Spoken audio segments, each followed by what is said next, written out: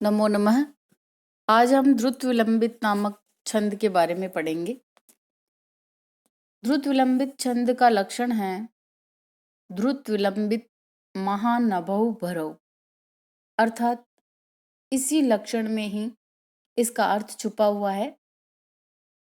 न न न का अर्थ है नगण, भ का अर्थ है भगण, फिर भ का अर्थ है भगण और एंड में र का अर्थ है रगण, अर्थात जहां पर क्रमशः नगण नगण भगण भगण रगण के अनुसार गण व्यवस्था हो, प्रत्येक चरण में कुल 12 वर्ण हो, वहां पर द्रुत विलंबित नामक छंद होता है।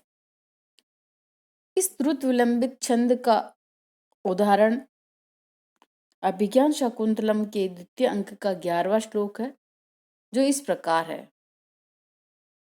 अभिमुखे मयि संवृत वीक्षणम् हसितमन्यनिमित्तकथोदयम् विनयवारिवृत्तिरतस्तया न विप्रतो मदनो न च संवृतः, अर्थात इस पद्य के प्रथम चरण में क्रमशः नगण भगण भगण रगण के अनुसार गण व्यवस्था है। इसमें कुल 12 वर्ण हैं। अभिमु में क्रमशः नगण है, अर्थात लघु, भी में लघु और मुंह में लघु, तीनों लघु नगण है। खे में गुरु, म में लघु, यी में लघु अर्थात भगण है। संभ्र में गुरु, री में लघु, त में लघु अर्थात भगण है। मी में गुरु, क्ष में लघु और णम में गुरु अर्थात रगण है। इस प्रकार इसमें क्रमशः नगण भगण भगण रगण के अनुसार गण व्यवस्था है और कुल 12 वर्ण है। इस प्रकार प्रत्येक चरण में यही व्यवस्था है। अतः इस पद्य में द्रुत विलंबित नामक छंद है।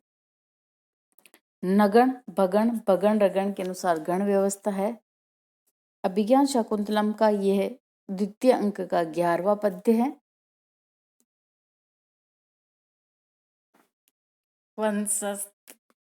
वंशस्थ छंद का लक्षण है वंशस्थ मुदीरितम जतौ जरौ, अर्थात जतौ जगण और तगण, जरौ अर्थात जगण और रगण।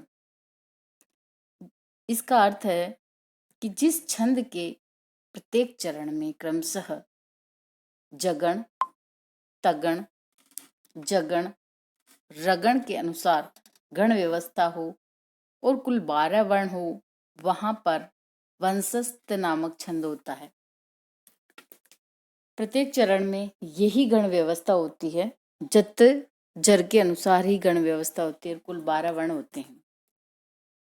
इसका उदाहरण है इदं किलाव्याज मनोहरं वपु स्तपक्षमं साधयितुं य इच्छति ध्रुवं सनीलोत्पलपत्रधारया समिलतां चेतुं वृषिर्व्यवस्यति, अर्थात इसमें ई में लघु, त में गुरु, की में लघु अर्थात तीनों मिलकर के जगण, लाम में गुरु, व्याज में गुरु, ज में लघु अर्थात तगण, म में लघु, नो में गुरु, है में लघु अर्थात जगण,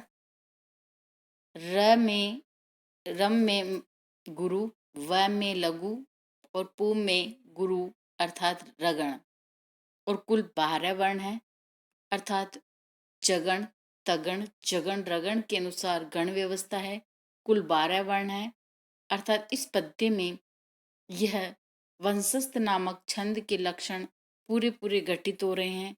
अर्थात इसमें वंशस्थ नामक छंद है। प्रत्येक चरण में यही गण व्यवस्था है और यही वर्ण 12 वर्ण है। यह छंद वंशस्थ नामक छंद यह महाकवि भारवी का बहुत ही प्रिय छंद कहा गया है और इसका प्रयोग मुख्यतः संधि, विग्रह आदि 6 गुणों और नीति के वर्णन में उपयुक्त रहता है। वसंत तिलका छंद के बारे में बता रही हूँ। इसका लक्षण है उक्ता वसंत तिलका तब जा जगौग, उक्ता वसंत तिलका तब जा जगौग।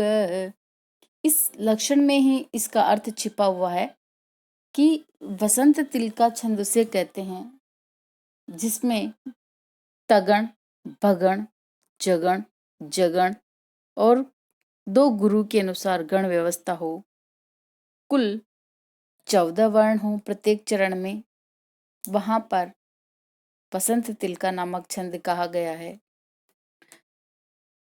तब जा जगौग है, अर्थात तगण, भगण, जगण 2 बार आया तो 2 बार जगण और गौ अर्थात 2 बार गुरु, ऐसी इसकी गण व्यवस्था है।